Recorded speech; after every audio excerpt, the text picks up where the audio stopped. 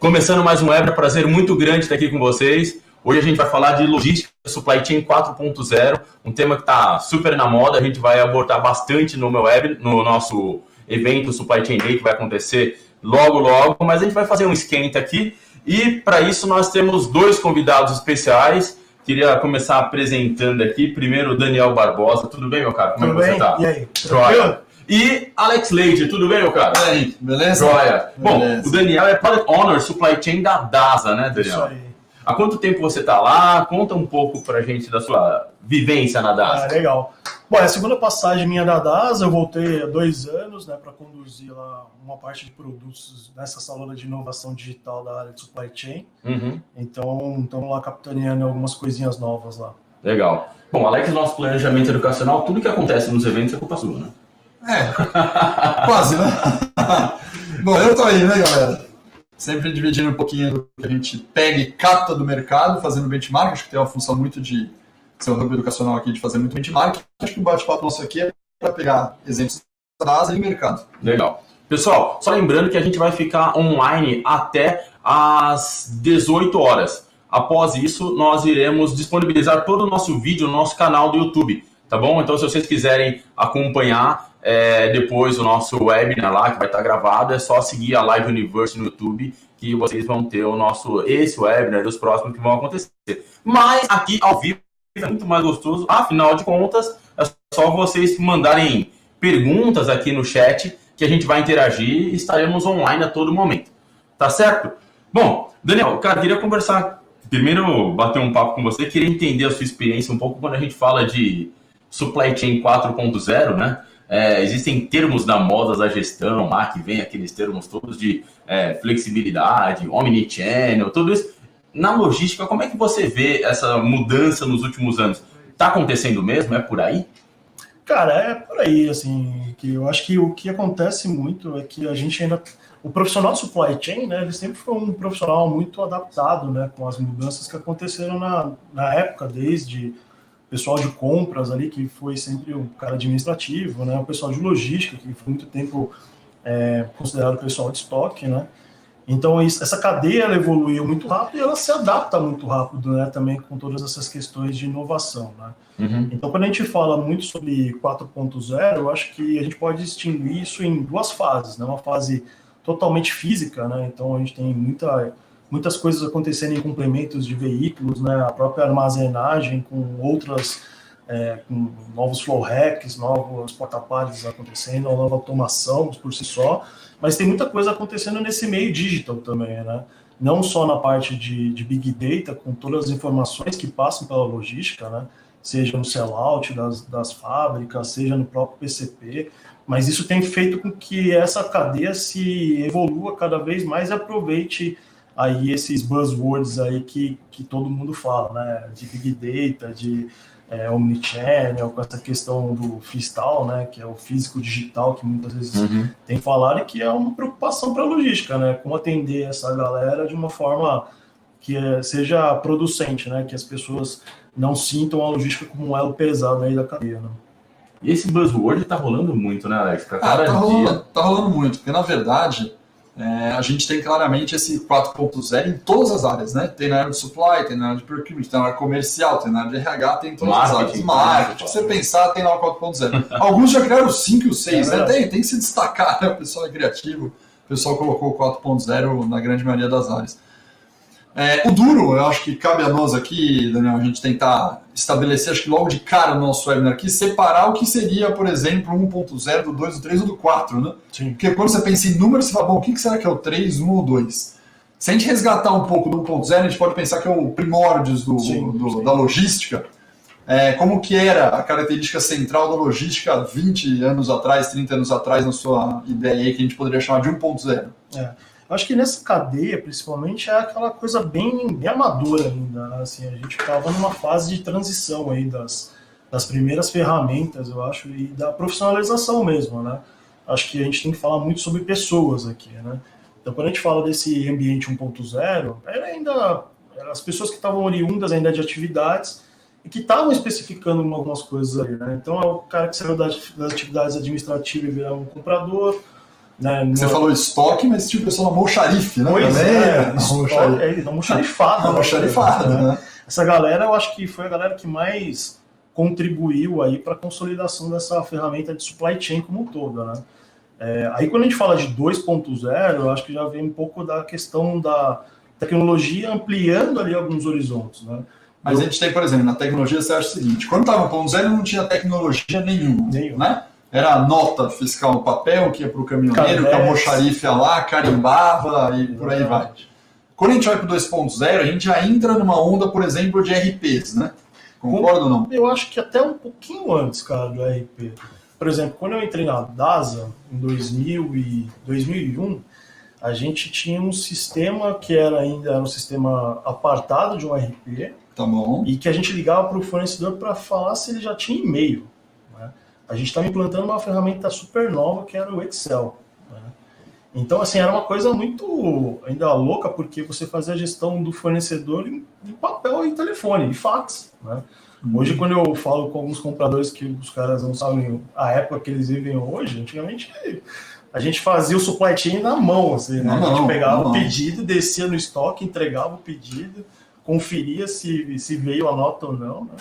Então, acho que esse 2.0, eu acho que era muito essa questão pré-RP. Eu acho que o RP ele transformou como que essa parte de integração do processo meio que ficou azeitado ali realmente com o dia a dia. Né? Uhum. Porque aí você teve uma evolução muito rápida dos RPs propriamente dito, né? Então você pega o SAP, surgiram ali as primeiras iniciativas de procurement, né? A própria Ariba, né? Que foi adquirida depois pelo SAP, que foram as primeiras tendências ali de mercado, né? Mas o que foi engraçado dessa fase de 2 aí para 3 foram realmente a questão de metodologia. Né? Uhum. Você pega a área de procurement, por exemplo, ela não tinha uma metodologia própria, além das 3 cotações e um carimbo. Né? Isso aí. E aí ali apareceram as primeiras metodologias de sourcing, né? Depois Strategic Sourcing, Global Strategic Sourcing. Né? Então, acho que também ali pela relação de processos e por si só a galera que estava envolta nesse meio termo foi crescendo, né? Apareceram as iniciativas como a Live, apareceram algumas iniciativas bacanas de cursos que até então não existiam propriamente para essa cadeia, né? Eu lembro que eu fiz minha primeira pós em 2006 na FMU, que era logística e supply chain, né? Então, assim, você já tinha uma primeira ideia em 2006 de uma cadeia de supply como um todo, né? E aí a gente entra num 3.0 que já está com o RP basicamente implementado, que já tem alguma utilização, e a gente entra em alguns softwares específicos do tipo um WMS, Exato. Né? A gente começa a pensar num WMS, outros softwares similares a ele, que a gente começa a ter uma otimização melhor da cadeia e a coisa já digitalizada. Quando eu digo digitalizada já tem pedidos online, já tem estoque online, já tem tudo ali, armazenar, já tem uma questão de utilização de tecnologia. Isso. Essa é uma onda do 3. E aí a gente sai dessa onda do 3, que muita gente ainda nem chegou nela, né? Tem gente que ainda não tem o WMS, não tem tudo digitalizado lá dentro, para entrar nessa onda 4, que se a gente falar de tecnologia, que é apenas uma perna do 4.0, a gente vai destacar a inteligência artificial, vai destacar analítica, vai destacar blockchain, IoT, por aí vai. Sim. Como que na DASA vocês estão posicionados nessa escala? Bom, assim, a DASA ela divide muito bem essa parte de inovação, né? Então a gente tem uma área exclusiva para pacientes hoje, né? E a gente está começando ali a estruturar uma cadeia mais alavancada de inovações para esse 4.0. Né? Tá bom. Então, por exemplo, hoje a gente já está com iniciativas de chatbot. Né? As iniciativas, elas são iniciativas ainda para interno, né? Então a gente já tem um chatbot, e os nossos chatbots são batizados sempre com ícones pop do ano 90. Então a gente tem o PyMei é o Kill Bill, né? O PyMei é o nosso chatbot para resolução interna de dúvidas das unidades. Hoje a gente tem mais de 700 unidades da DASA no Brasil e 8 unidades na Argentina. Então essa galera consegue fazer perguntas para o nosso time de planejamento, tirar algumas dúvidas. Como fazer um pedido, como fazer a baixa de um material na unidade. E por trás desse chatbot a gente tem uma inteligência artificial que ele vai aprendendo essas dúvidas e ele propriamente vai tirando as soluções ali. Então a gente fez uma parceria bacana com o Cubo aqui, né, com o pessoalzinho de chatbot, e a gente está numa fase agora bem bacana de estruturar isso. E depois a gente tem uma outra iniciativa agora, que talvez seja a primeira iniciativa de chatbot que exista no mercado, que é a relação direta com o fornecedor. Então, hoje, quando a gente fala do 4.0, né, basicamente a gente fala muito de dados, né, de como essas empresas geram dados, né, seja pela ERP ou seja por qualquer outra ferramenta, e como trabalhar esses dados internamente, né? Então, toda a inteligência artificial, todo o blockchain, tudo isso remete a dados. Tudo isso remete a dados. Então, assim, basicamente, hoje a gente está fazendo e trazendo cada vez mais esse data lake aí de informações que foram geradas, né? A DASA, como empresa constituída, ela tem mais de 60 anos, mas a gente tem aí um banco de dados de quase 4,5 milhões de resultados de exames. Então, assim, esses 4,5 milhões aí que a gente tem de dados que a gente pode trabalhar vão servir com que a gente também consiga buscar no futuro melhorar o nosso S&OP, melhorar a nossa previsão de demanda, melhorar os nossos estoques, né, a capacidade que a gente tem de gerar isso. Então, eu acho que quando a gente fala de legado, né, principalmente de RPs e de outros sistemas que estão aí, o que eles vão poder auxiliar nesse 4.0 é pegar essas informações que estão ali, né, colocadas ali à disposição e trabalhar eles de uma forma mais efetiva, né? Acho que basicamente é isso. Eu acho legal, Alex, a gente fazer uma interação com o pessoal que está aqui no chat. Galera, queria saber de vocês, ouvindo o que o Daniel estava falando e que o Alex estava contextualizando de o que é supply chain 1, 2, 3, 4.0, como é que vocês enxergam que a empresa de vocês estão? Vocês estão vendo que vocês já estão num momento mais evoluído, já estão lidando com esses termos todos, esses buzzwords já estão na pauta, ou ainda entende que ainda tem muito espaço para melhorar? Para facilitar, Henrique, vamos pedir o pessoal por um número, né? 1, 2, 3 e 4. Vamos lá. Eu estágio que eles estão hoje. Como é que vocês estão? 1, 2, 3 ou 4.0? Vamos lá. O Yuri falou que está no 3. Olha lá. A Laís, 2, 2, 2, Thiago, 3, 2, 2, 2, 3. Olha lá, o Fabiano, 3 querendo para o 4. No segmento de oil e gas, eles estamos muito distantes. 2 para o 3, 2 para o 3. Bom, você vê que o pessoal tá 4.0 ainda é muito pouco, né? Tá a média de 2,5. 2,5, né? Tá no 2,5. Mas vocês, conta pra gente aqui, sim ou não, se vocês possuem algum tipo de projeto já acontecendo de logística 4.0, já tem alguma movimentação nesse sentido? Vamos ver agora se o pessoal, sim ou não. O que é engraçado é um marco bem grande, né, cara, porque as pessoas ainda tendem a achar que o investimento no 4.0 é um investimento que não está sendo muito bem aproveitado, né, porque é algo que é muito ainda sutil, né, porque você pode utilizar as ferramentas que você está usando no 3 para fazer um 4, né, o comecinho do 4 ali, né. Uhum. Tanto que, por exemplo, tem uma época que todo mundo acho que passa aí, que é problema de saneamento de base, né, de dados, todo mundo vai ter problema com fiscal, né, tributário. Então, assim, isso é uma realidade que os RPs consertam aí de uma certa forma, engessam esse tipo de coisa, né? Mas, no fim, se você não tiver uma cadeia muito bem estruturada dos seus dados, você não vai conseguir sair o 3 nunca, né? Então, mas aí, Daniel, você sabe o que é curioso? Porque eu já fiz essa pesquisa sobre cadastro de datas, data source, saneamento de base, master data, tudo o mesmo nome que o pessoal fala para cadastro, né? Seja o cadastro dos seus fornecedores, do produto do fornecedor, da matéria-prima, do serviço, seja o cadastro do produto que você vende, né? Sim. E o cadastro nunca está pronto. Vamos perguntar na DASA, qual o percentual de assertividade do cadastro? Muito baixo. Muito baixo. Hoje deve ser uns 50%. 50%. Eu já fiz várias enquetes, Henrique. No benchmark que eu faço, eu nunca achei alguém que falou, meu tá 100%. O máximo que eu achei é um cara que acabou de fazer um belíssimo projeto que falou, tá 90% e tá ótimo. Ou seja, a gente chega numa conclusão sobre essa questão de cadastro de base de dados que é impossível, improvável e utópico achar que você vai ter a base saneada. E aí as pessoas entram com qual figura? Bom, como eu não tenho minha base estruturada, eu também não vou ter o 4.0.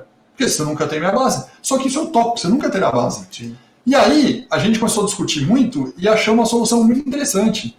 Na verdade, hoje em dia, com por exemplo, uma inteligência artificial, machine learning, e nem de um nível tão avançado, você consegue pegar os dados errados e a plataforma de inteligência artificial, ela ajeita os dados. Entendi. Isso é uma quebra de paradigma enorme, porque a gente sempre acha que a gente tem que consertar a origem. Não, hoje dá para trabalhar com os dados errados. Então, vou dar um exemplo bem simples. Você pega produto 1, 2, 3, seja de qualquer indústria. Vamos pegar aqui rolamento. Aí o cara cadastra o rolamento de um tipo, o rolamento com outro nome, um rolamento com outro cara em espanhol com código. Só que tudo é rolamento. A sacada é, como o machine learning sai classificando com o tempo, ele consegue agrupar esses 3 tipos de rolamento e falar tudo isso é rolamento. E automaticamente você consegue normalizar e fazer o uso da informação sem estar com a base 100% pronta. Isso já é um pensamento novo de inteligência e tem muita gente que não sacou isso aí ainda. Inclusive, a gente está com uma iniciativa de uma startup que usa Big Data para fazer população de cadastro de deparo. É isso aí. Então, porque assim, a DAS ela tem por plano de negócio, quando a gente compra um laboratório, a gente não extingue a marca. Então, a gente continua com mais de 40 marcas. Então, quando a gente tem esse ponto, a gente chega num laboratório pequeno, muitas vezes o cara não tem nenhum cadastro propriamente. Não tem nada. Então, a gente conseguiu agora um processo que a gente bipa esse código, e aí a própria machine learning vai fazendo esse algoritmo para que, no fim, o 1, 2, 3 seja 1, 2, 3 igual para todos, mas que cada um também possa operar o seu dia a dia ali segmentado, né?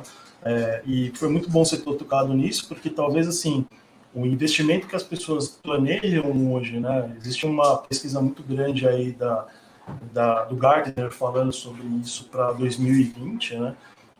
Esses investimentos eles estão voltados muito para esse tipo de coisa, né? Tentar estancar esse modelo, né? Que é a forma principal para as pessoas darem um pedal aí no 4.0, que é exatamente isso, cara. Assim, isso aqui vai acontecer de uma forma, queira você queira ou não queira.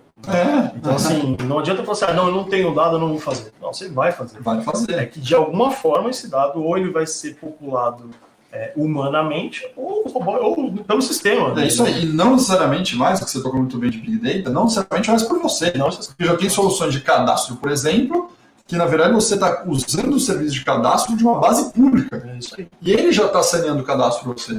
Então a gente tem que quebrar realmente esse paradigma de ter tudo certo, que a galera começa a procrastinar e falar, eu nunca vou chegar já que eu tenho cadastro, por exemplo. É isso aí. Só que tem outras formas de fazer direto.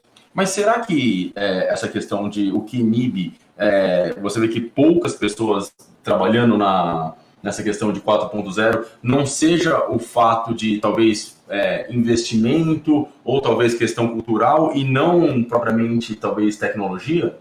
Não sei, eu sinto um pouco disso, né? Não sei o que você acha. É um conjunto de coisas. Como que está na DASA sobre isso, você vê? Eu acho que também assim, é um conjunto, e aí a gente tem que tocar no assunto pessoas, né, cara? Assim, acho que hoje em dia a grande diretriz assim, que a gente coloca para isso é realmente pessoas. Muita gente ainda não sabe muito bem, todo mundo sabe repetir muito bem os termos, mas ninguém se aprofundou ainda muito, né? A gente está numa época ainda que tudo é muito incerto, até para a carreira das pessoas, né? Então, quando a gente fala desses movimentos, a gente tem que ter um certo cuidado, né? E na DAS a gente está se cuidando muito bem disso, né? Então, assim, a galera que a gente está tentando formar, a gente está formando muito mais pelo exemplo do que propriamente pela teoria, né? Então, por exemplo, esse caso do PyMail lá, a gente basicamente treinou todo o time de planejamento para entender o que era, como funciona, quais são os pontos da inovação que são importantes. A gente montou uma sala lá, que a gente montou sala 2022, que a gente trouxe todos os processos para dentro da sala, né?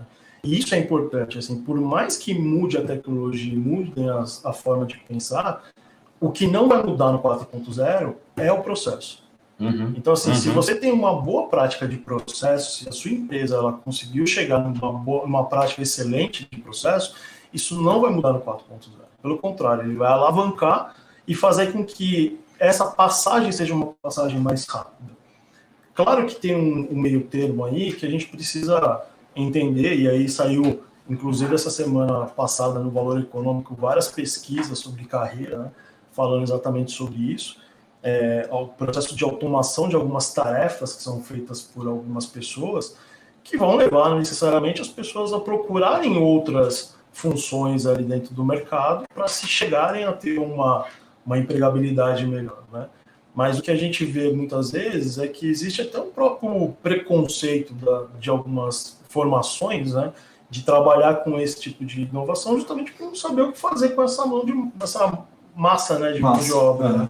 Então, na DAS a gente tem se preocupado muito disso, de entender também o lado humano da questão e nos prontificar a treinar essas pessoas para que elas estejam do lado dessa parte de processo, né? Que a pessoa que for entender que o processo ali ele vai prevalecer, ele vai entrar em um outro plano de carreira, né? Entender um pouquinho como funciona essa parte de inovação.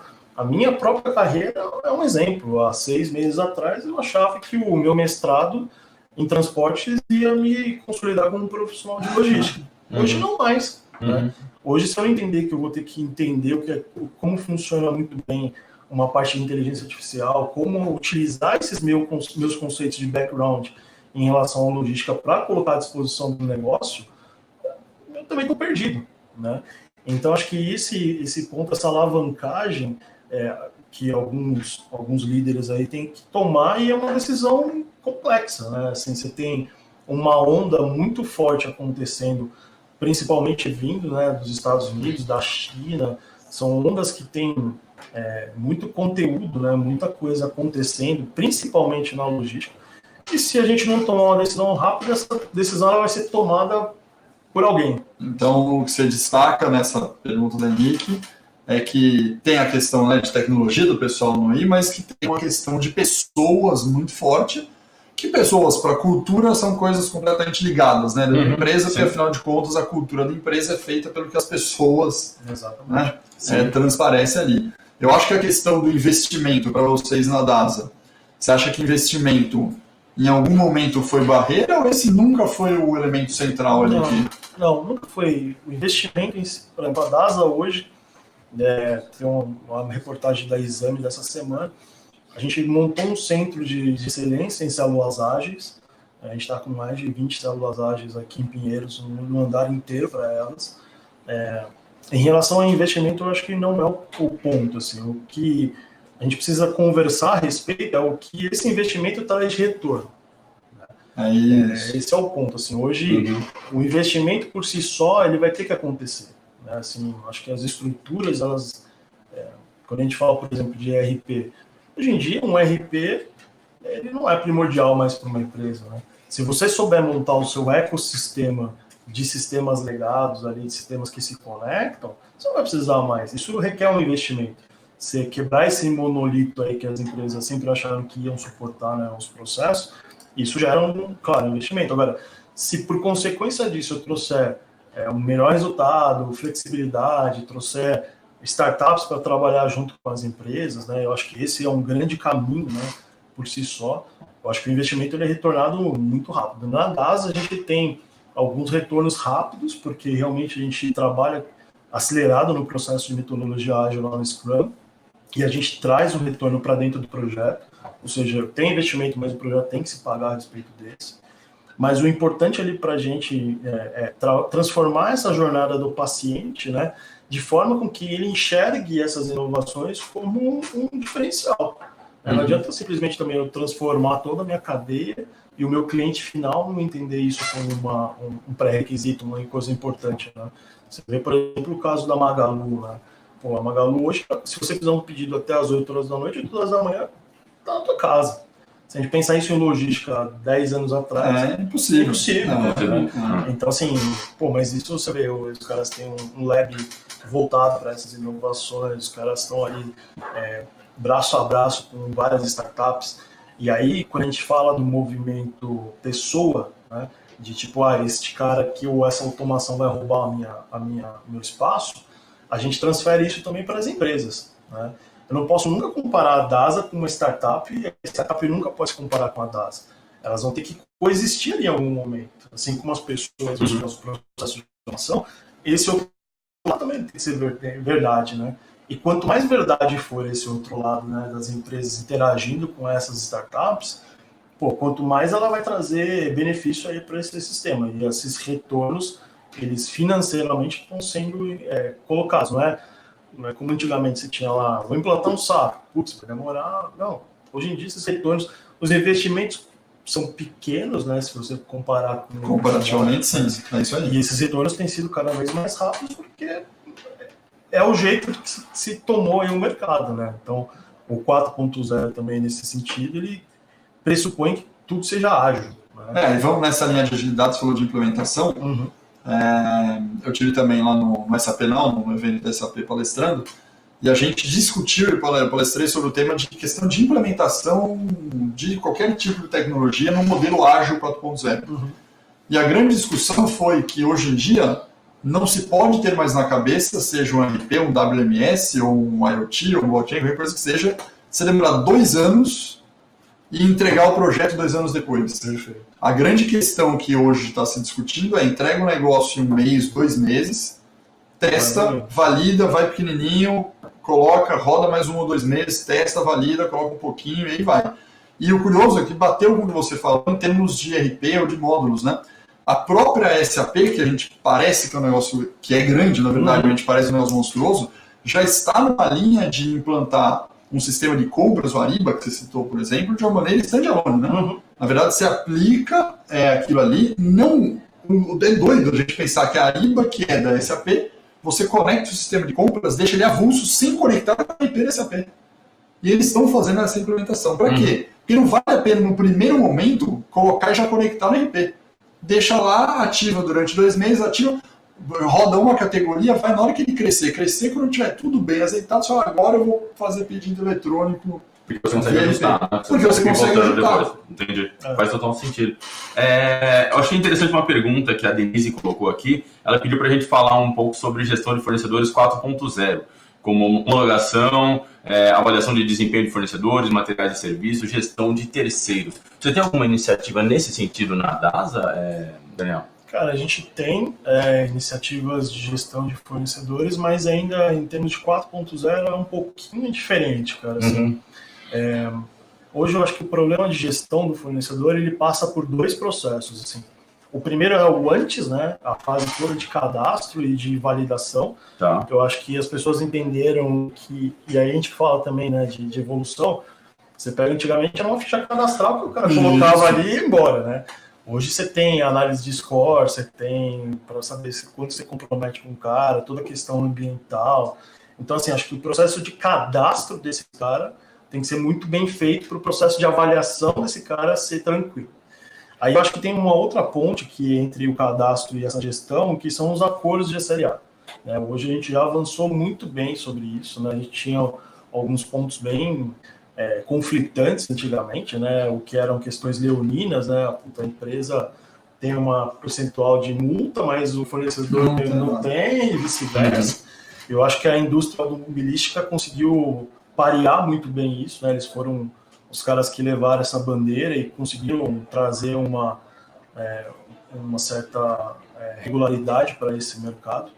E aí, quando a gente fala de gestão de fornecedor no pós, aí é a gestão mesmo dos indicadores, né? Acho que quando tudo está muito alinhado, né, parte para esse pressuposto de que as coisas evoluam por si só.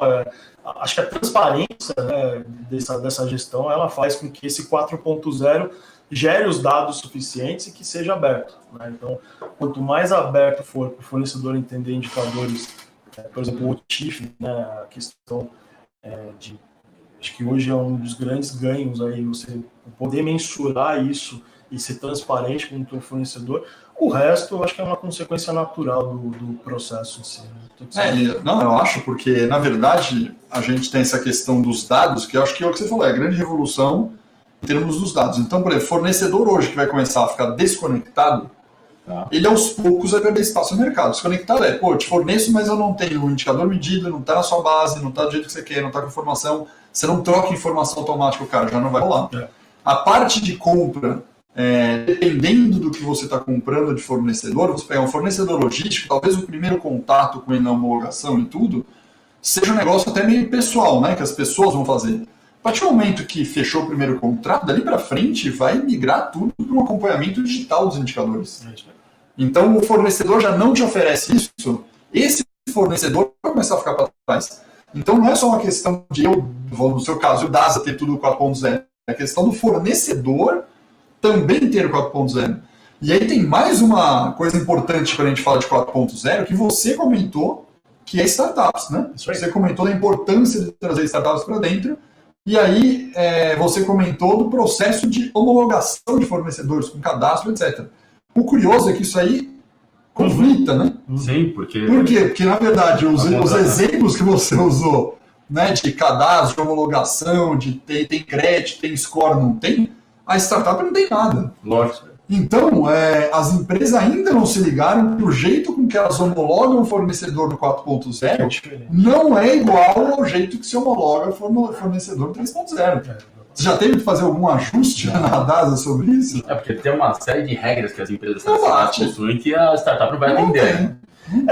O que facilita a DASA é que, como a gente é curador aqui no Cubo, né, então a gente fomenta esse ecossistema para trazer, né? Então a gente tem uma linha especial lá dentro da área de compras, tem requisitos especiais, e aí também vem um ponto, né? A partir do momento que eu acho que as empresas entendem que existem fornecedores da sua cadeia ABC que você vai dar mais relevância e menos relevância, eu não estou dizendo que uma startup vai fazer parte dessa rotina, mas você vai ter que criar um método ali para trabalhar com esse cara, né? Da mesma forma, por exemplo, a gente tem startups hoje que às vezes que querem fazer um projeto com a DASA e vem com uma POC monstruosa porque o cara tá dando um shot ali, né? Fala, cara, não quero financiar o teu projeto, eu quero testar o teu produto, né? Então, assim, tem aí uma forma também da gente equilibrar um pouquinho isso, né? A gente, claro que em determinado momento é relevante para o parceiro ter esse processo bem alinhado, mas, por outro lado, você tem que entender que tem startup que não tem 6 meses, não tem um balanço. Você não pode exigir o cara, eu quero que você tenha um balanço, o cara não vai ter, entendeu? Mal o cara tem tudo. Exato, mas você sabe se o cara vai durar um ano, né? Infelizmente, a mortalidade de startup hoje é muito forte, né? Mas o que eu acho que precisa ter é exatamente isso, é um processo e acho que do lado das startups é muito mais fácil, né? A gente já tem uma forma de transparência muito grande no jogo ali com eles alinhado. Então, isso facilita um pouco a evolução, né, de como isso se dá ali no dia a dia. Agora, para os outros fornecedores, claro que aí é uma forma mais, vamos dizer assim, catequizada aí de trabalhar o dia a dia. Né? Olha que interessante aqui que o Fabiano colocou. Ele colocou aqui que nós de compras começamos errado. Conectamos o sourcing Ariba já com SAP e foi uma tremenda dor de cabeça que durou quase 2 anos. O Fabiano... Se tiver brincadeiras à parte, se estivesse lá no painel, uma palestra que eu falei no SAP Now, eu não teria feito isso. Fica a dica aí pro Fabiano. E não é culpa dele, porque na verdade, nem da empresa, a cultura... Naturalmente você tende a fazer isso. Nossa, Você fala, vai integrar? Não, lógico que vai. Você fala, você vai começar a falar, não vou integrar? Como que eu não vou integrar? Traz o pacote. Você traz o pacote. Até porque o doido de hoje em dia é que essa integração, quando tiver que houver um passo mais para frente, existir, ela já não acontece também nos meios tradicionais. Porque a integração hoje tem 2 carinhas para integrar, que são tecnologias, né? Que é o API, alguns já sabem que é o API, mas a API é tipo um conector que passa dados e um homologado recebe, outro envia. Ou seja, antigamente você tinha que programar um sistema falando com o outro. Não, hoje em dia você programa um arquivo. Nossa, hoje em dia você programa interface entre um e outro. Cara, ele envia num padrão esperado aqui uma informação e esse cara devolve a informação esperada. Então você não programa muito, você só usa. E a segunda coisa são os RPAs. Para quem não tem nem RPI, você programa um robozinho que... Imagina que você tivesse que digitar um nome de um fornecedor no sistema 1 e depois tivesse que digitar o nome do fornecedor no sistema 2, ao invés de você fazer isso, você põe um robô, que na hora que você digitar no sistema 1, o robô vai lá, copia, e o robô digita no sistema 2, mesmo que seja digitação. E aí você resolveu a integração de uma outra maneira.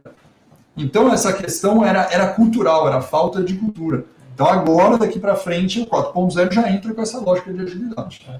E ele coloca aqui uma questão, na opinião de vocês, qual o primeiro passo de uma área de compra sair do 2.5 para o 4.0? Eu não sei, mas depende muito do mercado que ele está e da necessidade dos fornecedores com que ele atua também, né?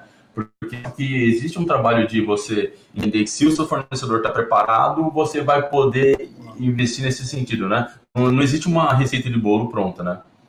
Eu acho que não, cara. Inclusive, assim, talvez seja um baita tropeço, né? Cair de um 2.5 para um 4.0 direto, assim, cara. Eu acho que, é que eu falei, se os processos estiverem bem estruturados e a mecânica do setor for ok, né?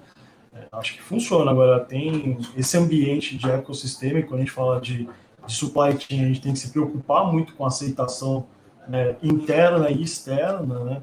Eu acho que é complicado.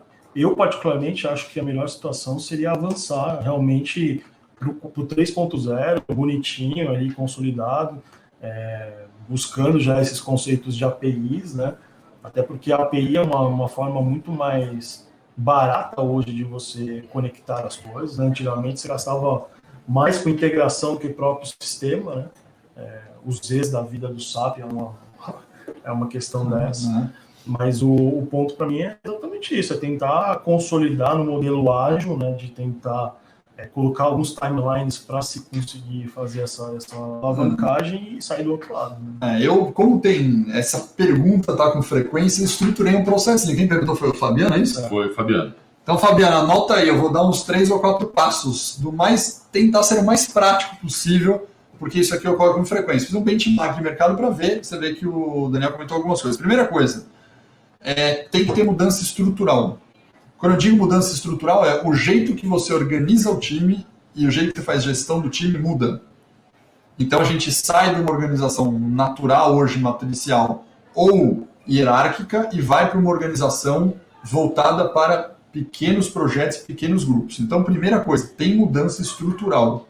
Tá. Segunda coisa, nessa mudança estrutural, tem a questão do tipo de indicadores que se mede. Se mediam, ou quando tem, você pega um OTIF, qual que é a lógica? Tem um OTIF mensal, né, um time in full, e tem um OTIF lá no final do ano. A lógica é o OTIF tem que existir, ele está dentro do programa de resultado da empresa. Só que tem indicador que é, por exemplo, quanto que eu consegui alavancar a experiência no stakeholder nesse trimestre. Esse indicador não existe normalmente dentro do padrão de hoje. Então você tem que criar indicadores pontuais ali do trimestre. Então isso já muda a experiência, porque não é mais um indicador anual de operação. Sim. E você tem que mudar a estrutura de organograma, como você se organiza. Segunda coisa é projeto. Então a segunda coisa é faça projetos pequenos pilotos. Não tem saída. Você não vai conseguir fazer tudo. Do 2,5 para o 4 você vai fazer um projetinho aqui, que esse projetinho vai estar numa estrutura organizacional com squad, né, como chama squad, né, com squad, com tribe, que vai estar com um indicador diferente para esse cara, faz o projeto. E a terceira que vem em paralelo disso aí é você conseguir fazer a cultura desse uso de informação junto aqui, olhando num quarto período para o olhar do cliente. Isso é fundamental, você comentou. Então, o olhar do cliente. Então, o que o cara precisa fazer? Um projeto piloto que vai ter que ter um roadmapzinho do projeto 1, 2, 3 com uma nova estrutura organizacional no foco do cliente como projeto central. Esse é um passo a passo que dá para falar para o cara incluir. Olha o que o Bruno colocou aqui, pessoal. Olha que bacana. Desenvolvemos um Baybot inovador na área de supply chain, com redução de 20% a 40% do capital empregado em estoque, redução e ruptura de excessos mais de 30%, com ganho de produtividade de 50% no setor de compras, com foco em planejamento de demanda usando o modelo preditivo e neural, com um portal de fornecedores que gerenciam todos os níveis de serviço a cada fornecedor, SLA de lead time. Aí ele coloca o TIF de erro de cadastro, entrada de nota fiscal automatizada, checando o pedido versus nota fiscal versus acordo comercial, com a entrada de boletos automatizados. Estamos rodando em 4 grandes redes de comércio, material de construção, agro e tal. Podemos rodar a seguir rodando. Pelo que eu entendi, ele é Bruno, né? É, Bruno Mello. Pelo que eu entendi, ele deve vender esse sistema todo, né? Provavelmente ele deve vender esse sistema para vários segmentos, né? Nesse momento que você vê uma descrição dessa prioridade, você fala, eu quero também, né? Eu quero também um negócio desse. Mas realmente você consegue fazer uma inclusão total colocando a tecnologia nova aí. Eu acho que o grande X da questão, antigamente a gente falava muito assim de aprender Excel, né? E depois entrou o conceito de pensar em Excel, né? Hoje fala assim, quero aprender Python. Tá, mas o que você vai fazer com Python, né? Então, assim, acho que muito disso tudo cara, eu fui numa palestra teve uma palestra de bot aqui em São Paulo há 2 meses atrás, e o CTO da Microsoft, a palestra dele é tudo é possível. Né? Assim, cara, hoje a tecnologia está democratizada. Né? Você vai para empresas grandes e empresas pequenas, é claro que o acesso é um pouquinho diferente, os custos são diferentes, mas tudo é possível. Né? Eu acho que o grande diferencial, e quando a gente fala de pessoas, voltando nesse tema, a gente fala muito sobre aquela questão da economia das habilidades. Né? E aí é muito de como você pensa e de como você cria com as ferramentas que você tem. Né? Então, o que falta muito para essa camada aqui nossa de supply é pensar no que fazer a respeito com as ferramentas que a gente já tem. Né? Ele deu um exemplo aí, por exemplo, hoje a gente já consegue pegar pelo próprio SAP lá, né? Pegar as notas fiscais, checar se a nota fiscal bate com o pedido, você traz para dentro, você gera uma basezinha de notas aqui, então assim, você confronta com o teu recebimento, o teu armazém fica mais produtivo, porque o caminhão não fica parado na porta. Então, as ferramentas elas estão dispostas, né? O que falta muito ainda para a gente é entender esse movimento e não querer ter uma receita de bolo para tudo. Não adianta eu falar, putz, isso aqui funciona e eu vou vender no mercado, porque nem propriamente as empresas que são detentoras dessas tecnologias, elas ainda sabem, né, como aplicar isso como um conceito de bolo. Né? E ainda acho que você tocou num ponto interessante, você falou da palestra de tudo é possível, tem diferença da pequena e da grande. O modelo que a gente está vivendo agora e que as pessoas, as empresas têm que tomar cuidado, qual que é? É que está tendo a inversão do que uma pequena e uma grande conseguem. Antigamente, o acesso da grande era meio que exclusivo pelo licença, por dinheiro, por profissional. Então, a grande poderia comprar um grande sistema, alguma grande coisa que a pequena não tem condição e vai ficar para trás. O que eu vejo hoje é o contrário. Total. Porque a pequena tem um monte de coisa free, que o cara começa a mexer sozinho, não tem burocracia, porque não tem que liberar o sistema, não tem que liberar, que é difícil usar, porque já tem algo implantado. Então a pequena consegue mexer no Python, mexer em softwares de altamente inteligência artificial, altamente complexos, com licença free para um usuário, para 2 usuários de graça, enquanto que a grande já teria que contratar um negócio, fazer o drill down, descer em unidades. Então, na verdade, a doideira é que a pequena está com mais acesso do que a grande. E não era assim antigamente. E tem um ponto aí que, assim, o que é engraçado é que muitas pessoas, né, os lugares que eu vou falar sobre inovação, as pessoas chegam para mim e falam assim, pô, mas a minha TI não traz nada para mim. Eu falei, então, porque a TI não vai trazer isso para você. Essa evolução, e acho que o grande marco da evolução do 3.0 para o 4.0 é que quem vai fazer essa evolução é o negócio, não é a TI. A TI ela tem que ser o suporte para esse movimento. Então, assim, se a gente não conseguir, em algum momento, trazer isso para dentro do mercado e fazer com que esses profissionais entendam hoje que esse supply chain 4.0 é produto da área de supply chain e não produto da área de TI, cara, a gente vai ficar a ver navios. Assim, essa evolução ela vai acontecer independente da área de TI. A TI hoje ela é um habilitador para que as ferramentas funcionem, para que tudo rode em compliance, para que a gente tenha todas as questões bem drivadas, mas, cara, o cara não vai vir aqui com uma solução de machine learning e falar assim, cara, espeta isso aqui no seu TMS que a partir de agora a sua roteirização funciona. Não é, cara, o cara nem sabe como funciona aquilo, né? Na verdade, aí entra uma outra lógica muito importante da área de TI, que está tendo uma mudança drástica na estrutura do que a gente chama de área de TI dentro das organizações. E aí eu falo da grande, porque a pequena pode fazer qualquer coisa, a grande já não. Então, por exemplo, eu estive conversando, vai ser conselheiro nosso, o pessoal da Sky, né, o diretor de transformação digital da Sky, também falei da Claro. Mas falando da Sky, olha que coisa doida. Na Sky eles têm um diretor, eu vou resumir o nome com o nome igual, um diretor de digital, e aí o cara tem outro diretor de digital. Eu falo, mas como pode ter 2 diretores de transformação digital e digital na Sky? Aí você conversando com ele, você entende o seguinte, a nomenclatura logicamente não é essa, eu fiz aqui só para dar um exemplo, mas um é responsável por toda a questão de criar projetos. E é engraçado, né, que esse que cria os projetos chama Gustavo, outro chama Thales, né?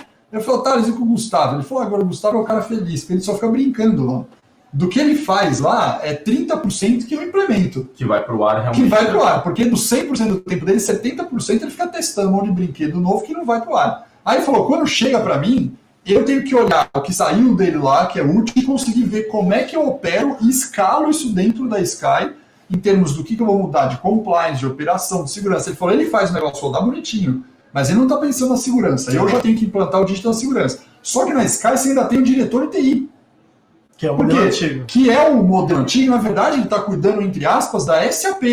Nem sei se é SAP ou não Sky, mas vamos dizer. Está cuidando do RP, está cuidando do software, está cuidando do banco de dados, está cuidando de um monte de coisa estrutural de operação, quando tem um cara de transformação digital e tem um cara dos projetos. Esse cara dos projetos, ele roda nas áreas, né?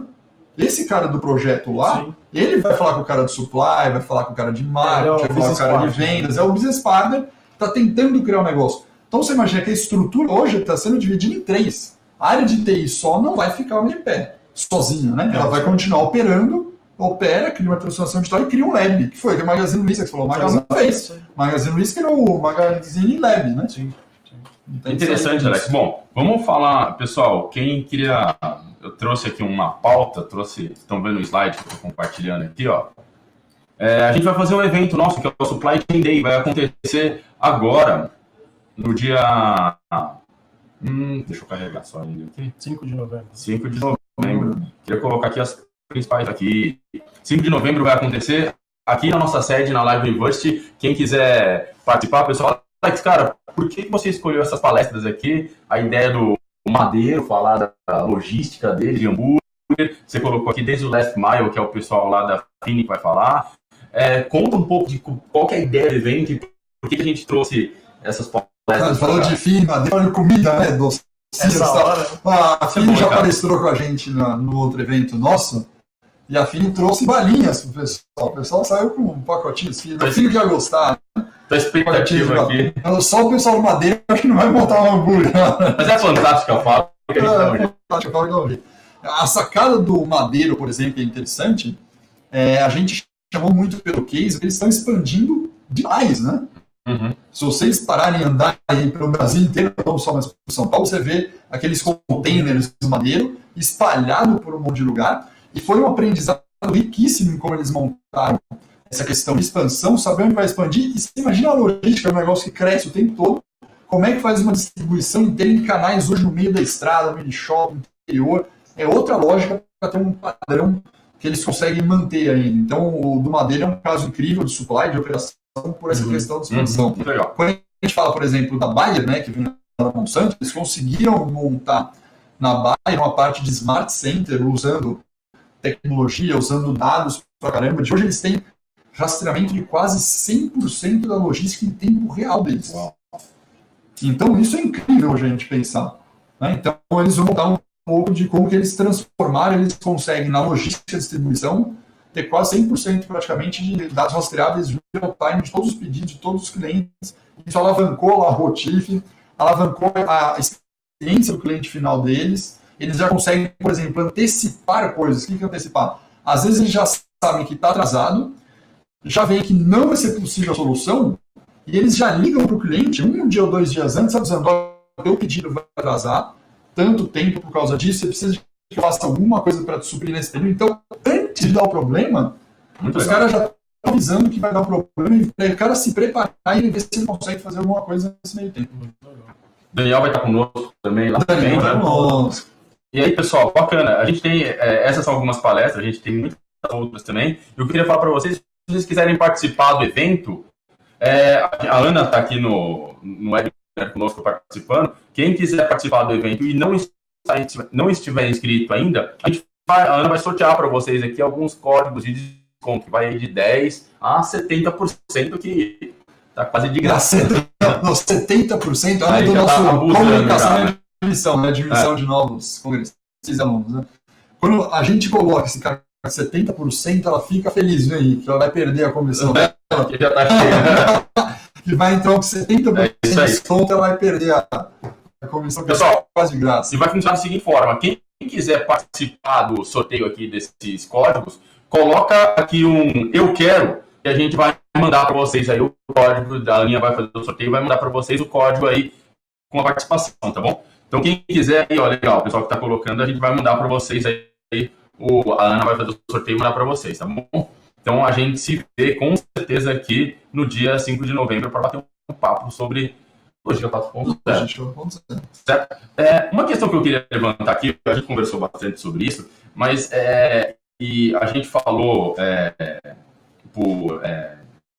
teve um bate-papo até que o Fabiano falou sobre deixar os processos de uma certa forma mais rápida, né?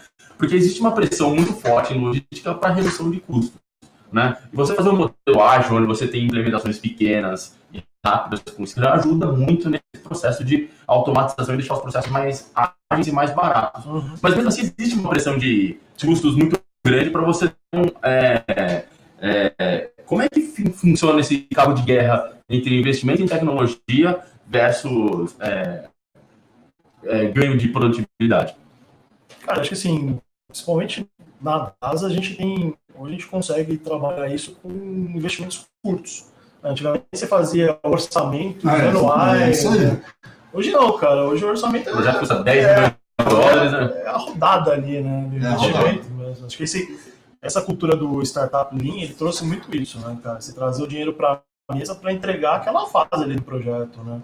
E acho que o importante nesse ponto é exatamente o compromisso que você tem, não só com o teu cliente, mas com o teu investidor, o teu sponsor, né? Uhum. Então, a partir do momento que o cara vê que, né, você está se comprometendo ali, mesmo lugares que hoje a gente sabe que, em termos de logística, né, você pega a RAP, por exemplo, que queima aí 5 milhões de reais por mês aí para poder alavancar o processo de logística deles, os caras estão alinhados com o sponsor dele ali.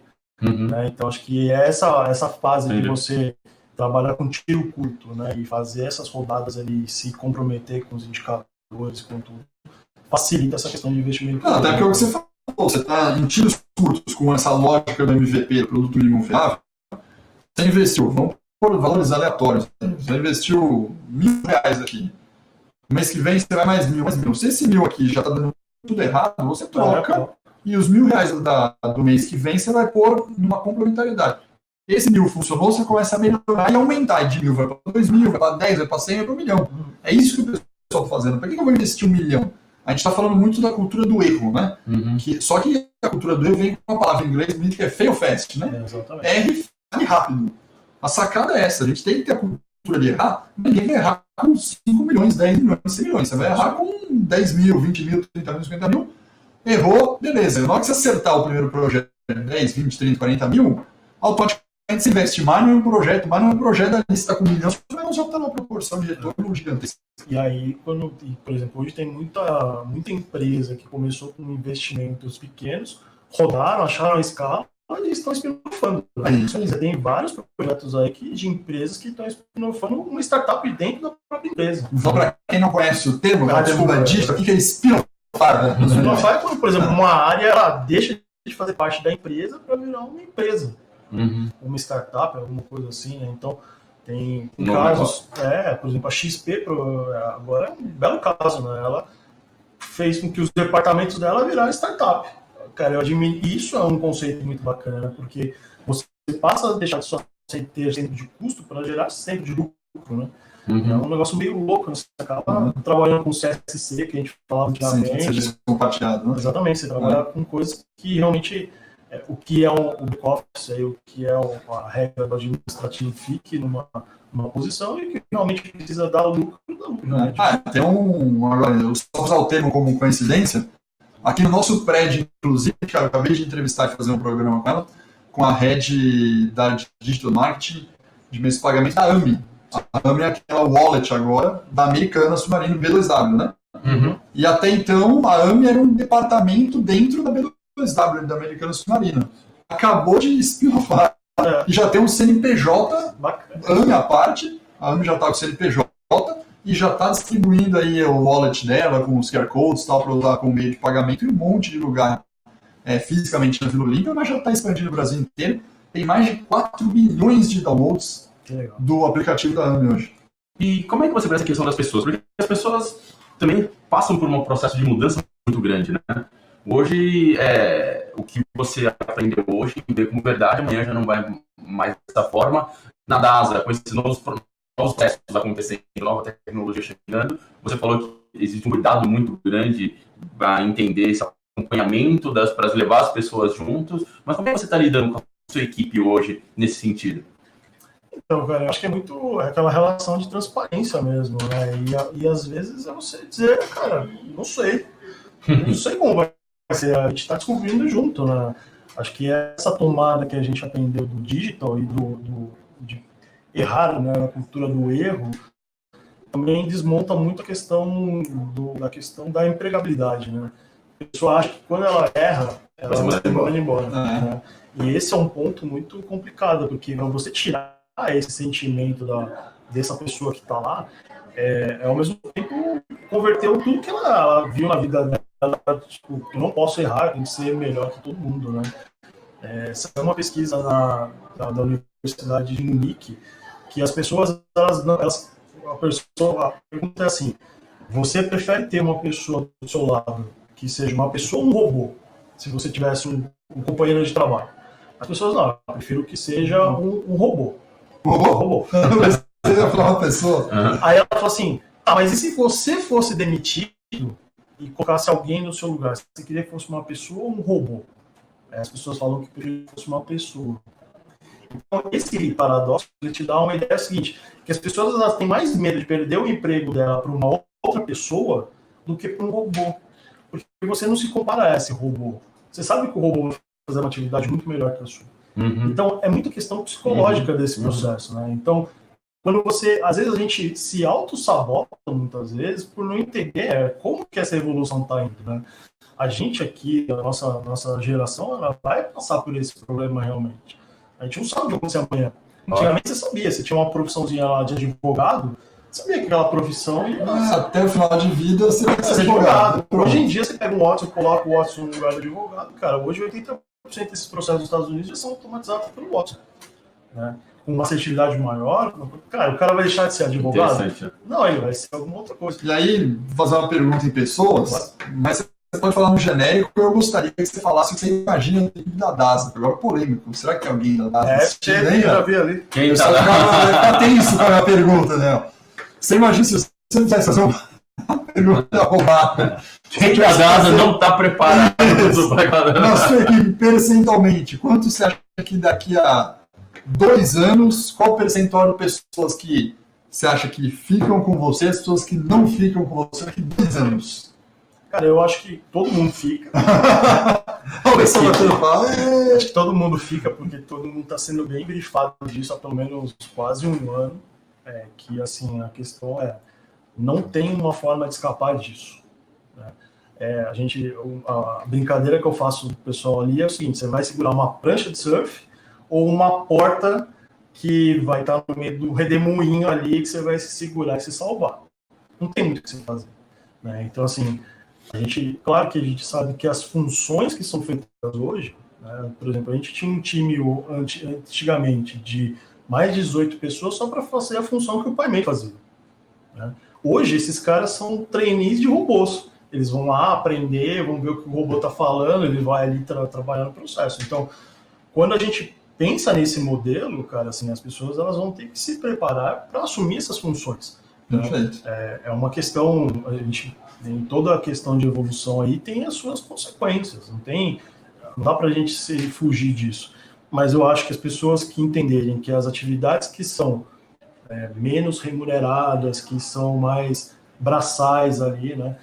Esse é o fator aí de mudar muito o conceito das atividades braços para as atividades cabeça, né? Eu quero ter no meu time ali pessoas que têm cabeça, que estejam pensando, que estejam olhando no futuro. O braço, realmente, a gente vai deixar isso pro robô, né? Mas lógico que eu ia responder ao vivo um negócio desse. Mas eu contei o benchmark, Henrique, eu posso falar do benchmark.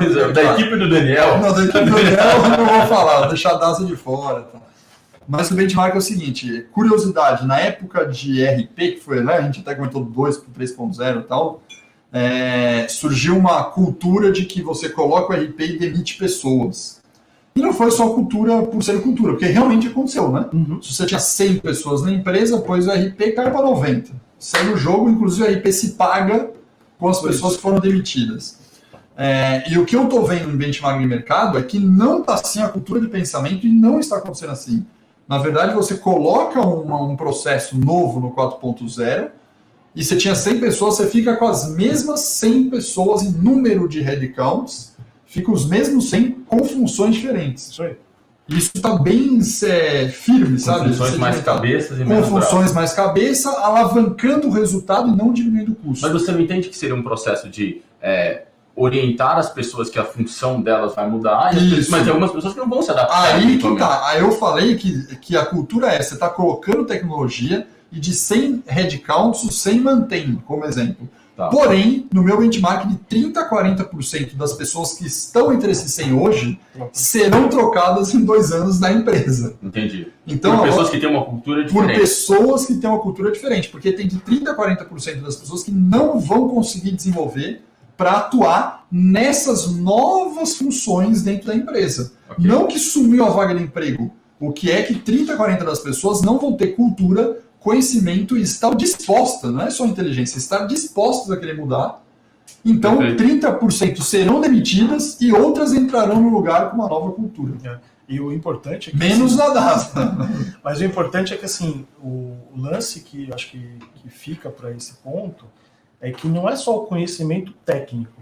Né? Não. O que vai transformar é, assim, a capacidade de resiliência desse profissional, como se comunica, como essa pessoa trata essa questão de entender os indicadores, essa cultura do indicador é muito forte nessa indústria 4.0, de como eu vou enxergar, trabalhar esses dados, como eu posso aperfeiçoar o meu dia a dia com esses dados. Então não é a questão de competência técnica, eu vou trocar um cara que sabe muito bem Excel por um outro cara que sabe muito bem Excel. Não, às vezes eu vou trocar um cara que sabia muito bem Excel por um cara que pensa, que sabe olhar ali o processo fora da caixa e dar boas sugestões, que sabe como trafegar esses dados, né? Então, eu acho que o profissional ele acaba tendo muito mais habilidades, né, que, vamos dizer assim, inteligências que não são cobradas desse profissional hoje, né, mas que daqui a um tempo, com certeza, vai ter que ter. Legal. Rapidinho para vocês, pessoal, a gente está com o nosso prazo estourado, mas aqui, vocês entendem que CSC é algo estratégico para a empresa? Sim ou não, Alex? É complicada a pergunta sobre centro de serviço compartilhado. Isso. Eu acho que não o centro de serviço compartilhado é algo estratégico. Eu acho que pensar na função de prestar serviço para empresas, seja no centro de serviço compartilhado, ou terceirizado, ou em startup automatizado, isso é estratégico. Não dá para deixar funções operacionais simples dentro do que não é core da empresa. Agora, se ele vai estar fora da empresa prestando serviço, se vai ser uma startup, se vai ser uma tecnologia que substitui a função, não tem resposta, na minha opinião. Mas não pode ter operação como core na empresa. Eu também. Eu vou por esse mesmo lado. Eu acho que o problema de que o CSC ele não é estratégico ainda é pelas questões mesmo de custos, né? Então, a partir do momento que você tem aí uma forma de trabalhar essas operações de back-office com custos menores, né, que sejam compartilhados, hoje já existem CSCs compartilhados em categorias. Né? Você já tem CSC hoje voltado para a indústria telefônica, de telefonia, por exemplo, que faz isso para 3, 4 operadores. Né? Então, acho que esse nicho de mercado ele vai ser algo muito forte, até porque ele leva ali a uma questão de compliance, regulamento, uma série de coisas que estão por essa camada. Acho que nesse sentido, sim, ele é estratégico, mas é o que você falou, eu não concordo com algo que seja um alavancador para isso. Né? Dando um exemplo simples, não precisa ser, mas pensar nessa lógica, a gente tem aqui também a nossa escola de RH, tem diretores de RH que estão com a gente sempre nas reuniões de conselho, e claramente a grande maioria das grandes empresas que eu conheço, os diretores de RH, 90% das empresas, a folha de pagamento não está na mão do cara. Por quê? Porque folha de pagamento é uma coisa operacional que eu posso jogar ou no CSC, ou numa contabilidade, ou no terceiro. Então os caras falam, cara, eu não vou ficar mantendo folha de pagamento para eu ficar administrando essa bucha que é operacional. O recrutamento, né, cara? Hoje em dia tem ferramentas de inteligência artificial aí que já fazem isso. Então, para ter um exemplo de que você pode fazer qualquer coisa com sua folha de pagamento, menos pensar que a função central do seu RH é operar uma folha de pagamento. Não dá para pensar mais nisso. Legal. Pessoal, muito obrigado, Alex. Valeu. Daniel, muito obrigado, meu caro. Obrigado pela presença. Pessoal, queria falar que nós estaremos juntos aqui dia 5 de novembro no Supply Chain Day. Encontro vocês. Daniel, um dos palestrantes lá, estará conosco lá. Inclusive, eu queria falar, pessoal, que a gente está usando a ferramenta do GoBrunch para fazer esse webinar. Se vocês quiserem participar também, o GoBrunch é um parceiro nosso, vocês podem utilizar. A ferramenta é 100% gratuita. Vocês viram que a gente fez aqui, suporta até umas 500 pessoas, totalmente free, não pagamos nada, super bacana. Se vocês quiserem participar, fiquem à vontade aí, é só fazer o webinar de vocês. Muito obrigado ao GoBranch pelo apoio. Pessoal, novamente, muito obrigado, Daniel. Obrigado, meu caro. Valeu, Alex. Meu caro, a caneca do Embrace presente para você. Aí sim. Pessoal, um abraço e até a próxima. Valeu, tchau, tchau. Um abraço, galera.